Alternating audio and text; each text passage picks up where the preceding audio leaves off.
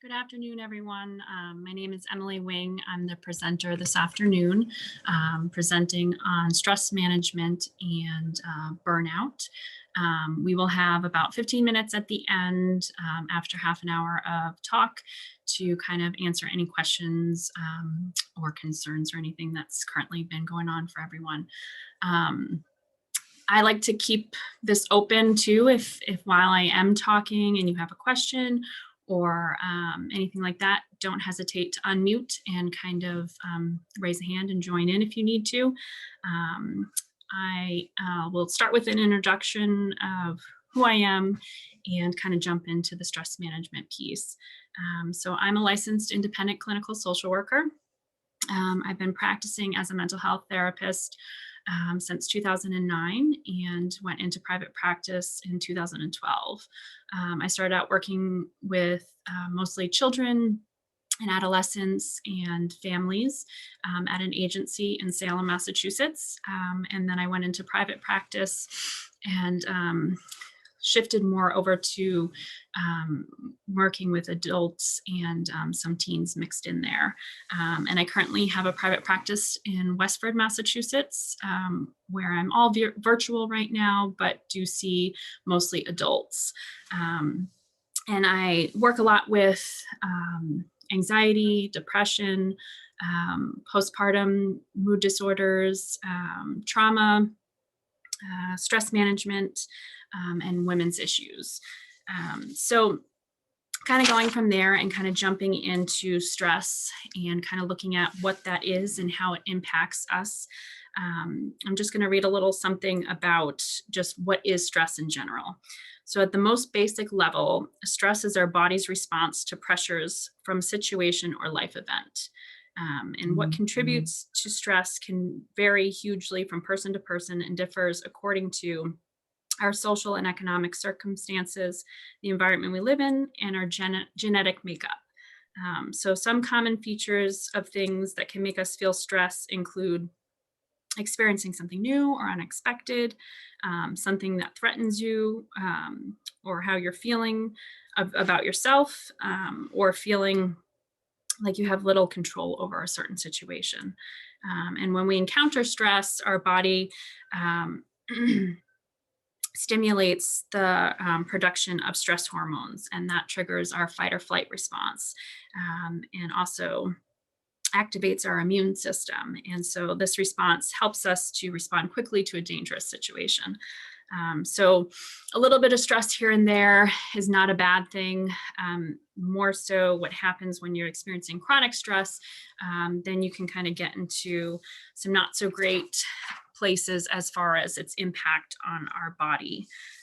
So kind of going into, long-term stress and the impact it has on our body, it can really create some not so wonderful things that can be difficult in long term.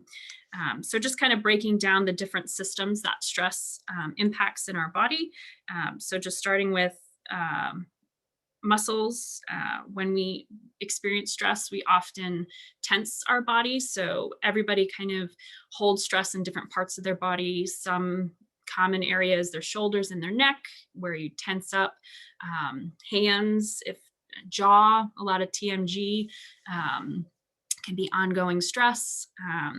So, again, occasional stress where you're, can feel it in your shoulders and then you recognize it and that stressor is gone, and the stress in your shoulders is alleviated.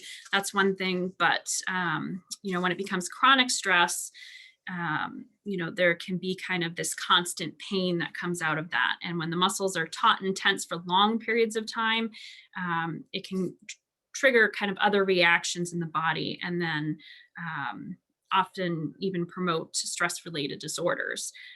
So you could have chronic headaches from this, or migraines. Some people can have lower back pain from chronic stress. And this can often be linked to stress kind of in the job situation as well. So muscular, that's kind of where that's at with stress. Respiratory can be impacted as well.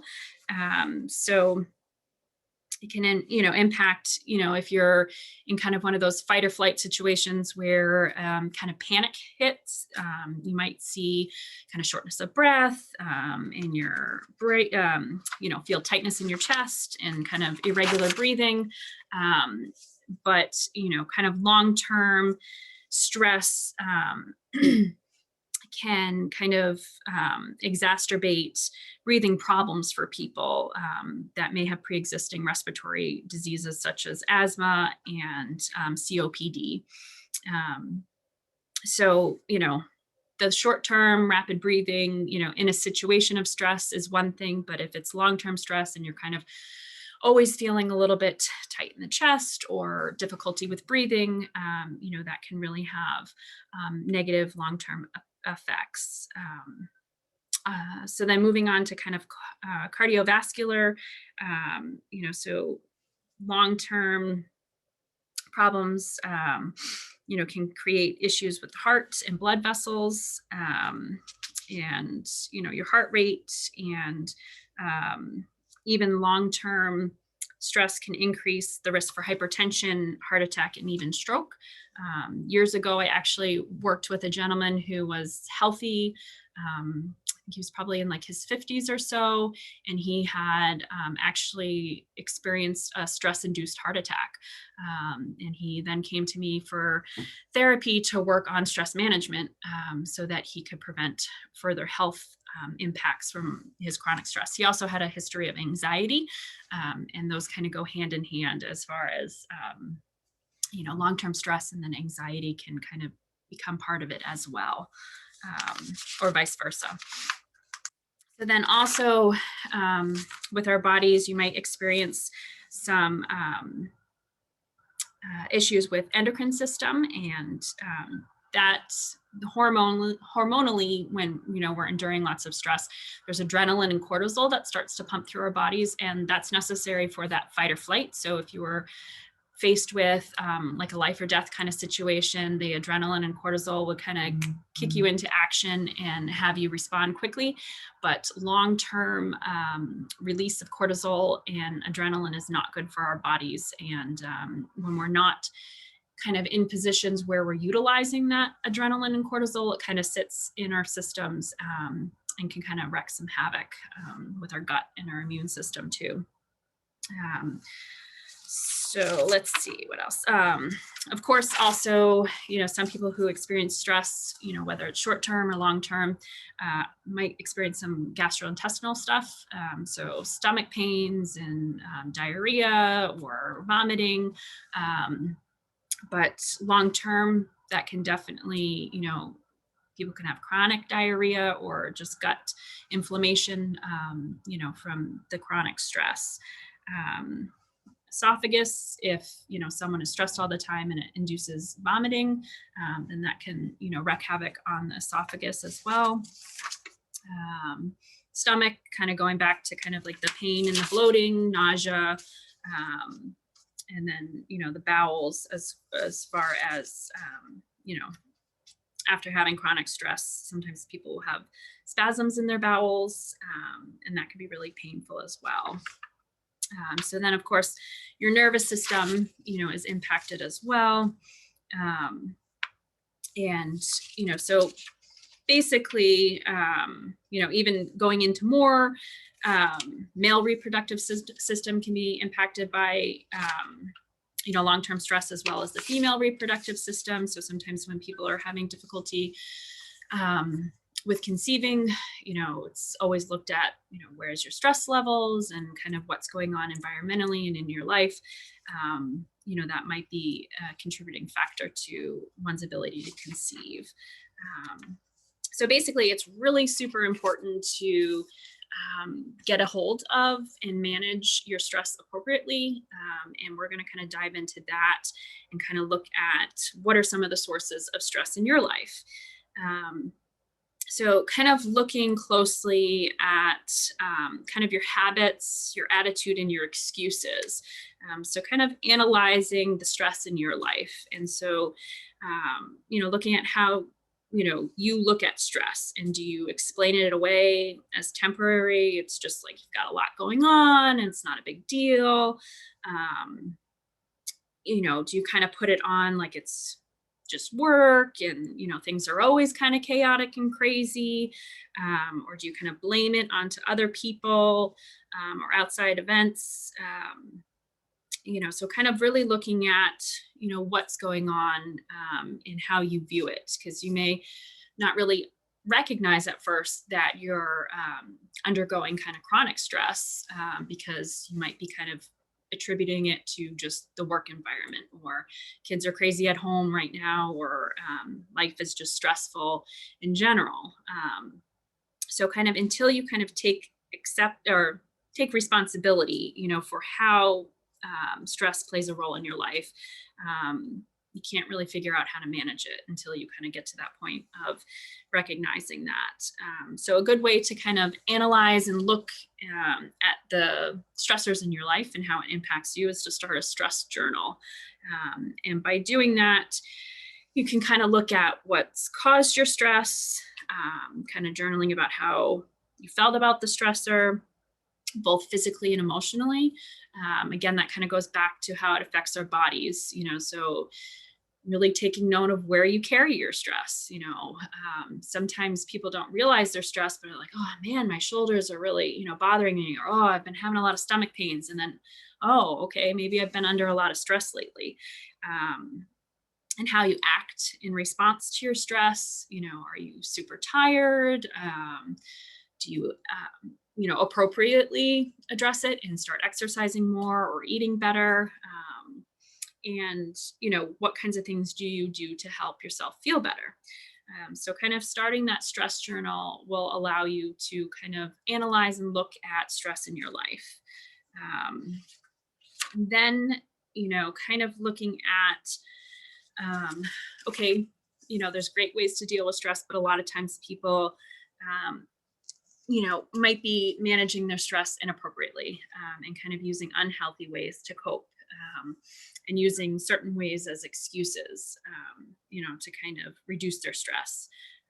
And a lot of them are just temporary stress relievers, and some of them can actually do more damage than be helpful in the long run. So sometimes people use smoking as a stress reliever. Tough day, have a cigarette, or smoke marijuana if that's something else that relieves stress.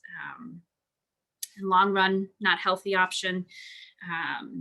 Some may drink, and it's okay to have that occasional glass of wine or beer, or drink after work just to unwind, but sometimes it can kind of turn into a pattern of more than one, or every single night, and things like that. So kind of being aware of that, and if you're kind of overutilizing that as a reliever for stress. Sometimes people start to develop some unhealthy eating habits, whether they're overeating or undereating. And again, long term, not good for our bodies. Some may find, coming home, zoning out in front of TV. And again, in moderation, there's no harm in kind of binging on a TV show every once in a while, or just relaxing and unwinding, or checking your phone. I know that's a big one, screen time, but it's more so how often, how much are you using it? And are you seeing it's impacting other things? Are you zoning out in front of TV and not paying attention to your kids or your partner? So kind of looking at things as using them in moderation, and that it's not impacting other areas of your life as well. Some other unhealthy ways, sometimes people start to withdraw more from friends or family, just getting overwhelmed and just can't deal with anything.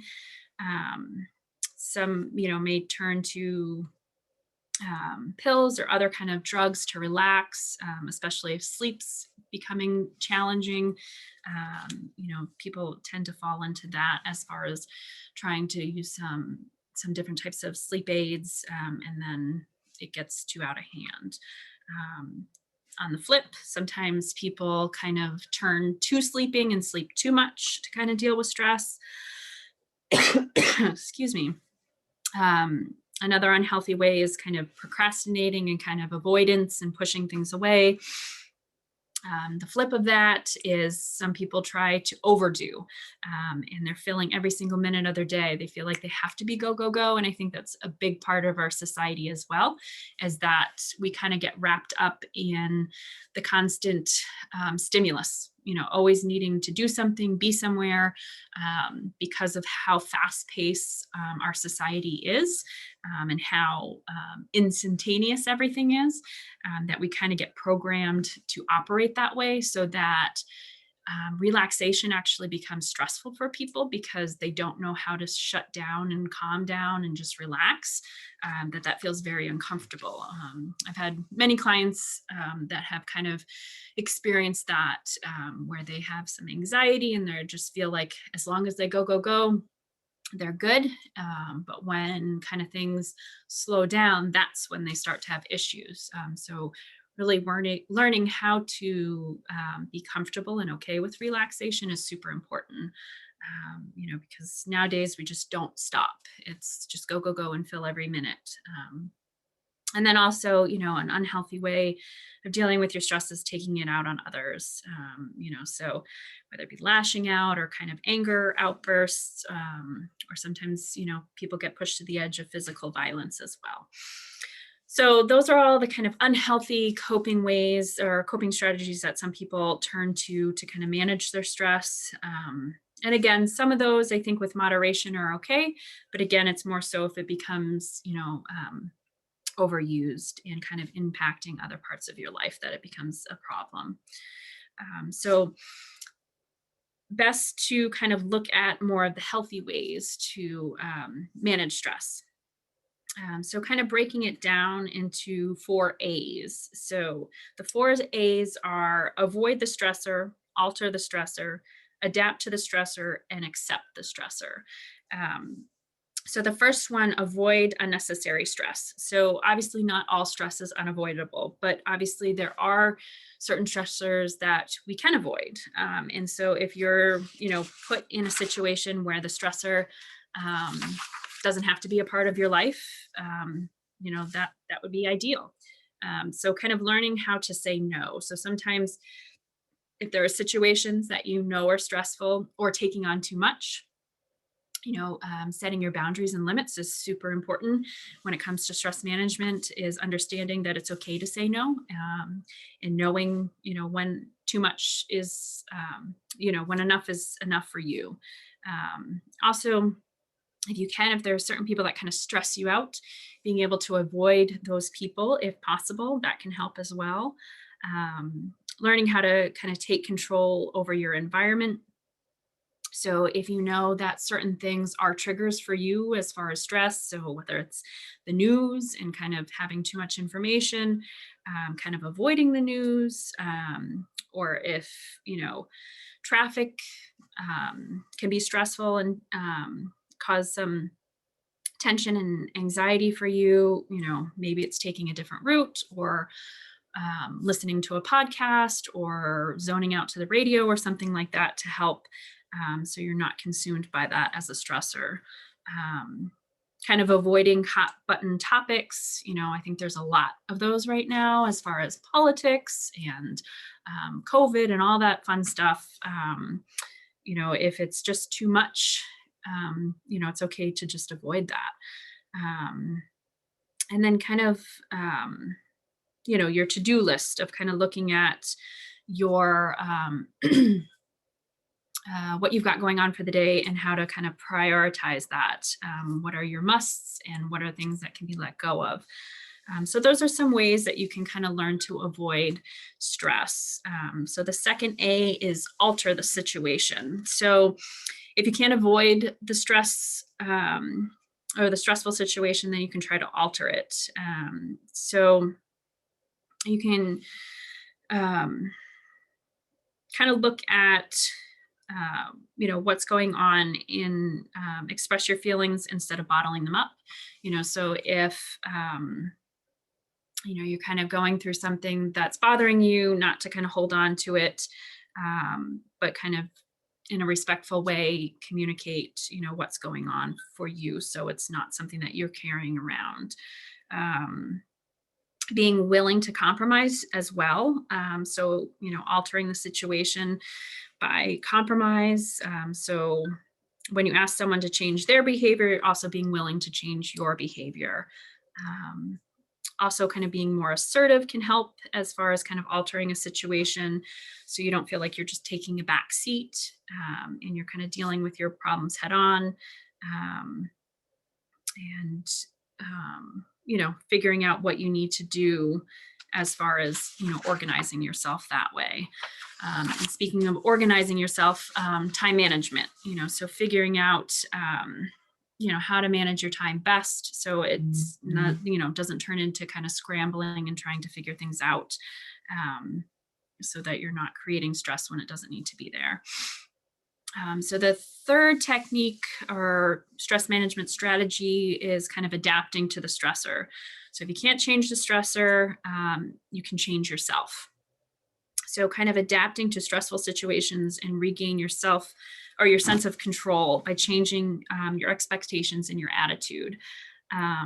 So kind of reframing problems. So try to view a stressful situation from a more positive perspective. Um, so instead of getting really angry about a traffic jam, kind of looking at it as an opportunity to kind of pause and regroup. And like I said before, that might be an opportunity to listen to a podcast or an audiobook or something like that, and kind of embracing that situation rather than fighting against it because it's kind of out of your control. Then also adapting is another way to adapt is kind of looking at bigger picture. Asking yourself how important it will be in the long run. Do you really need, to get all worked up over something? Is it really going to impact you a month from now, a year from now? And is it worth, all that stress? And adjusting your standards, so a lot of times people who have high levels of perfectionism, that creates stress because they're always trying to achieve. So kind of stop setting yourself up for failure by demanding perfection, having a reasonable, realistic sense of yourself and expectations around different types of things that you're encountering in your life. And then kind of focusing on the positive. So when stress is getting you down, you can kind of take a moment to reflect on other things in your life that you appreciate, not just things around you, but things about yourself as well. So that's kind of, adapting to that or to your stressors. The fourth stress management strategy, accepting the things that you can't change. So that acceptance piece. So, trying not to control the uncontrollable, and looking for the upsides of things. As the saying goes, what doesn't kill us will make us stronger. So kind of, when facing, a major challenge, you try to look at them as opportunities for personal growth, so not beating yourself up over things that become challenging or stressful. Again, sharing your feelings, talking to a friend or a therapist if you need to, that can be helpful to kind of get you through stressful things, especially if it's kind of ongoing. And then learning to forgive. So kind of accepting that we live in an imperfect life. And people make mistakes, so kind of learning to let go of anger and resentments, and kind of free yourself from that negative energy by forgiving and moving on and not holding on to things too much. So those are kind of the four stress management strategies, or those 4 A's. And then kind of looking at also healthy ways. I know we talked about the unhealthy ways that some people use to kind of deal with stress. Some of the good healthy ways, for some people it's exercise, or just simply getting outside and going for a walk can be really helpful. Along those lines, hikes and being outside in nature can be really calming. calling a good friend and just having a chat. I think it's been incredibly challenging nowadays with not being able to see people as much because of COVID.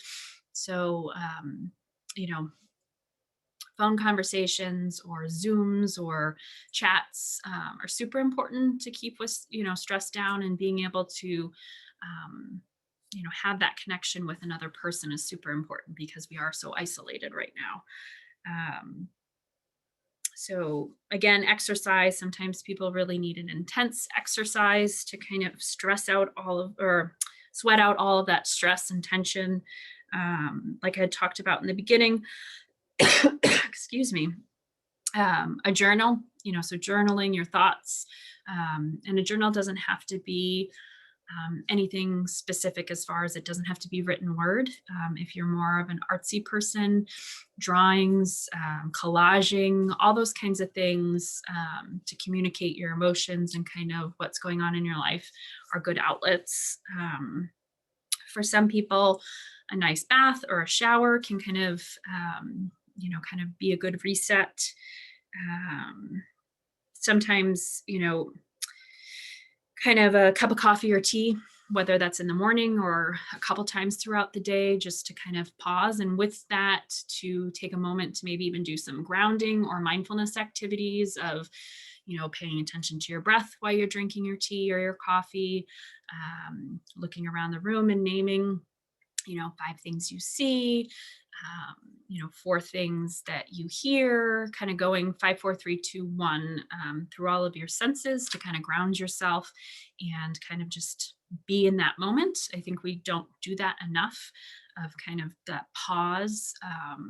And, we're just always under so much stress that it is super important to incorporate that. I've kind of prescribed that to a lot of my clients lately of, every hour, stopping, and whether it doesn't have to be very long, unless you want it to be, but pausing, and whether it's just 5 to 10 deep breaths or progressive muscle relaxation, which is tensing and releasing your muscles. And that basically starts in your feet and you push down to the ground, and then you release and you tighten your calves and you release and you work your way up your body, just tensing and releasing. And, different kinds of things like that, but incorporating them not just in the moment of stress, but being proactive and doing it throughout the day. I think that's super important because then, just like I was talking, as far as our body holds stress. So you might have a very stressful day, and by the end of the day feel exhausted and your muscles feel fatigued because you've been tensing so much. But if you take the time throughout the day just to take little moments to even stretch or deep breaths or the progressive muscle relaxation, it's a good reset for your body and your brain, just to kind of slow down. Also, people find, playing with a pet, relaxing with a pet on the couch at the end of the day, just that kind of soothing petting can be helpful. Some people find gardening as a good way to kind of relieve stress and self-care, get a massage. Um, you know, Losing yourself in a good book can be helpful, music. And some people don't think about it as much, but laughter. So with all of the stress, especially right now, it's important to kind of shift away from all of the serious stuff and watch a good comedy or a skit or comedian or anything just to laugh. Really good for our brains and our bodies as well. So those are some things that you can, try to do to kind of help yourself kind of reset as far as stress. And the key thing with stress is being proactive with it. So not waiting until you recognize, oh man, I've got, stomach issues or headaches.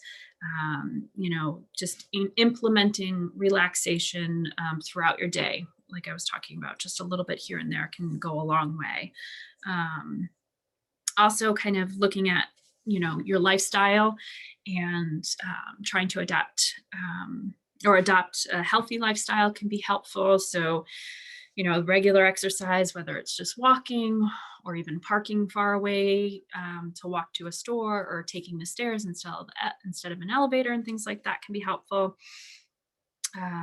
As well as eating a healthy diet, trying to decrease that sugar intake, and kind of avoiding too much excessive alcohol or cigarettes, or other kind of drugs, and really, excuse me, work on getting enough sleep, and whether you need some sort of relaxation before bed to kind of help calm your mind. Journaling right before bed is a great one too, just to kind of release it all so you can have a better sound sleep. So those are some good things to kind of keep in mind as far as when you're dealing with stress and kind of getting ahead of it instead of it taking over you. And the burnout part I'll quickly go into is that chronic stress, so you really don't want to get to burnout. And some kind of early warning signs of that you're heading in that direction is you might kind of start to experience kind of overwhelming exhaustion, like you just feel like you can't do it anymore. Or you're kind of feeling cynical and kind of detached from your job or your life. Excuse me. And you can't wait to leave your job and things like that.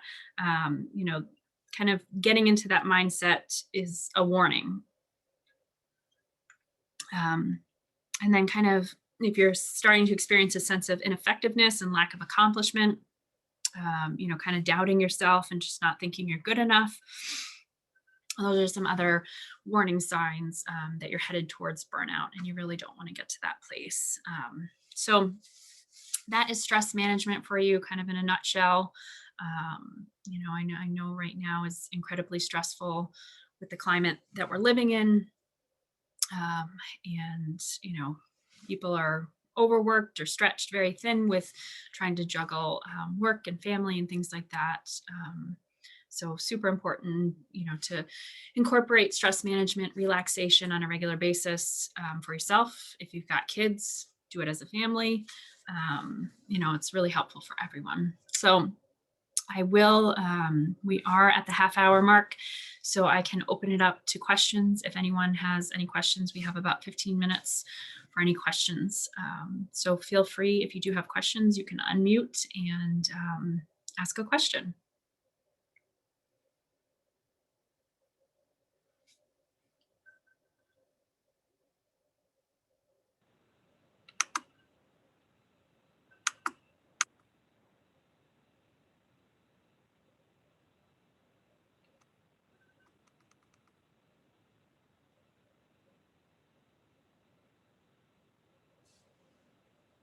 Well, if anyone has a question, feel free to pop in, and I see I've got a message.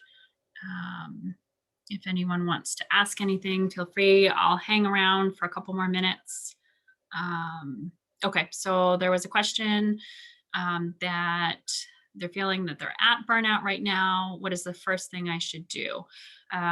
So kind of going back to what I was talking about with journaling, kind of picking apart what burnout looks like for you. So, when you say you're at burnout, identifying where is that? Is that at work? Is that at home? Is that all areas of your life? Kind of looking at, what's contributing, what's within your control, what's not in your control, and kind of breaking that down for yourself is a good way to start and get it down on paper, so you can see it, and kind of look at, where to start. If you need to, contacting a therapist to help you kind of or guide you through that process can be helpful if you're feeling super overwhelmed. And, some people do get to the point where it's so overwhelming, they don't know how to do it on their own, and that's okay. It is a good time to reach out for help and have someone help, guide you through that process of breaking things down and figuring out what is within your control and what you can change. I also get a question, how do you know if it's burnout or if you're ready to move on to the next job? So I think with that, it's hard because depending on what your job is, there's a lot of jobs that are just prone to burnout because you worked long hours, stretched very thin. Um, so, kind of looking at, do you feel passionate about this? Is this, an area of interest for you enough that you can try to figure out how to manage it better? Or are you feeling like, this may not be for me anymore? Or is there room to shift if you like the area, but the job that you're in is not conducive and helpful for you as far as your personality? Excuse me, is there something in that area with less stress? That kind of looking at, your motivation to stay with that and figure it out, as opposed to, some people do just need to stop certain jobs and shift to a different area. I mean, I worked in an agency and felt like I needed to be on my own and have more control that way. And that was the good choice for me. Okay, what else we got here? So frustrated with husband, teenager, and work. We got a bunch coming in. Let me see if I can catch up with these. Let's see.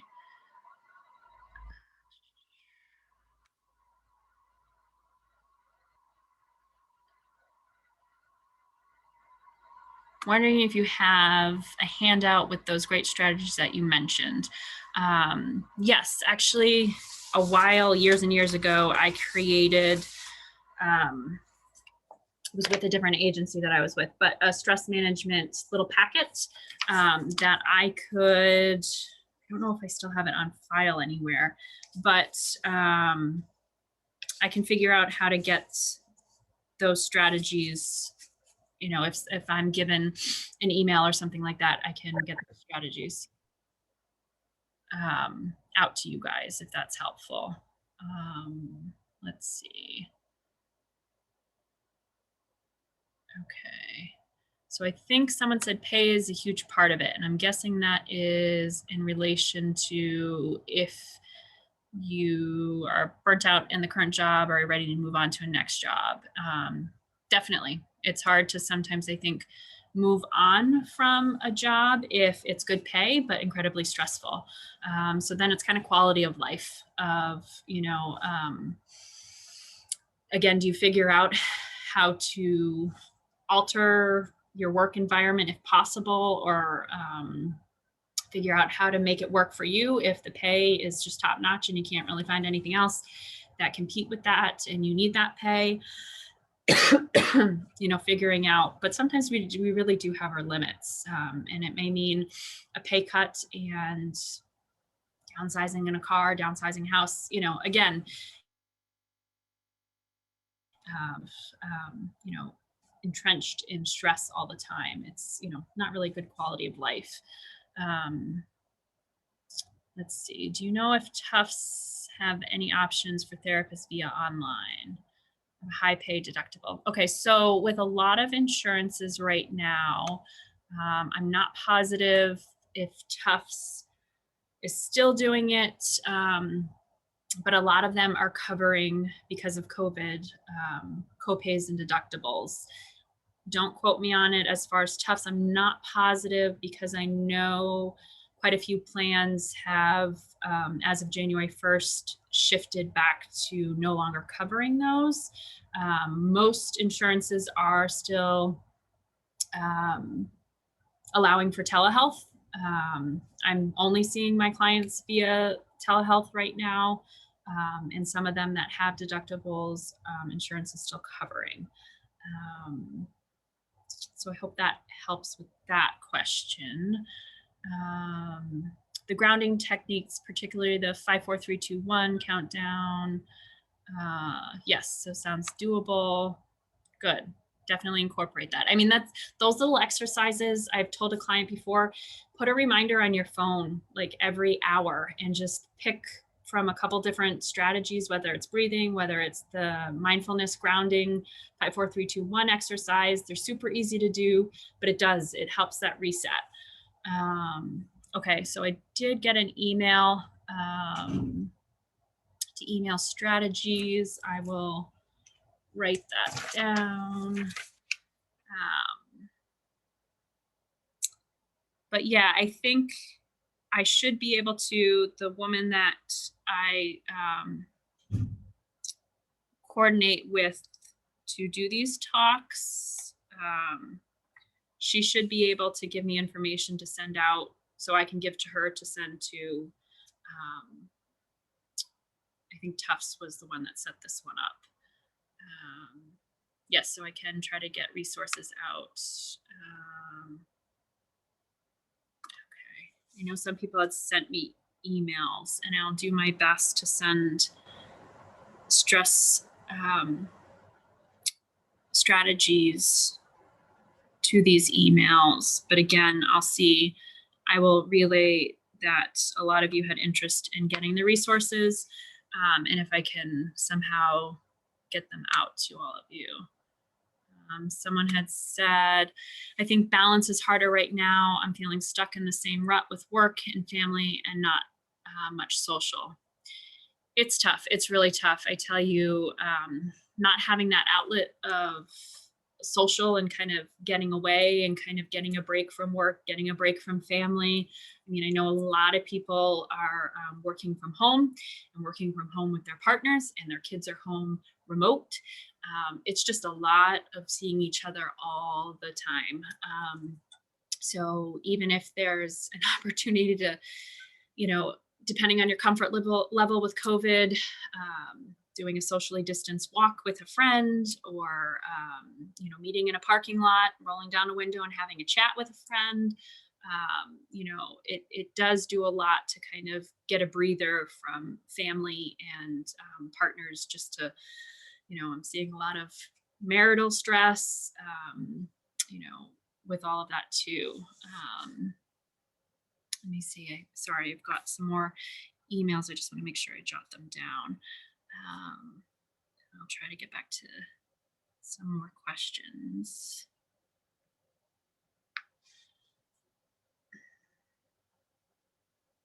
Okay. Let me see.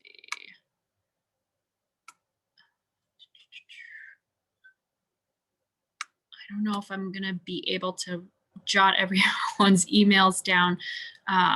Sorry, I scrolled up too far.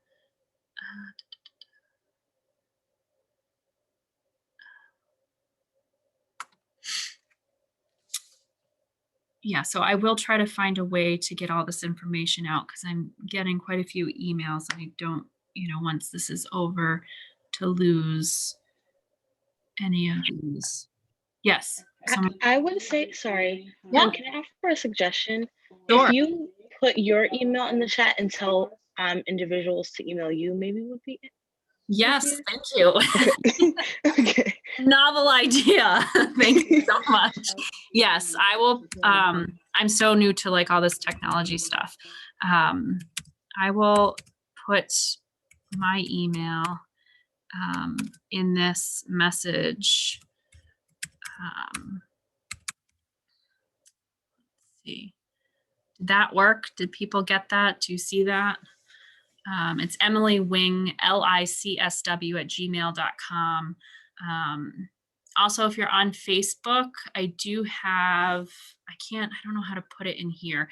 I do have a business page that I often post articles and helpful things like that on there as well. A lot of stress stuff, anxiety. You did not get my email. Yeah, your email didn't pop up in the chat.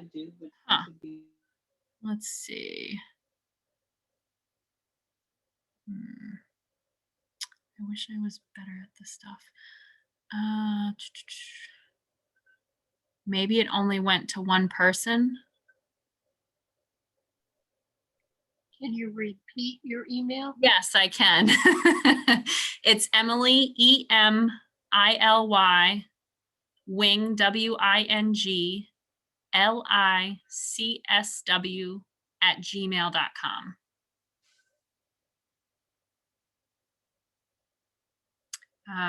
And yeah, so if you're on Facebook, I do have a Facebook business page, and that is Emily Wing, LICSW.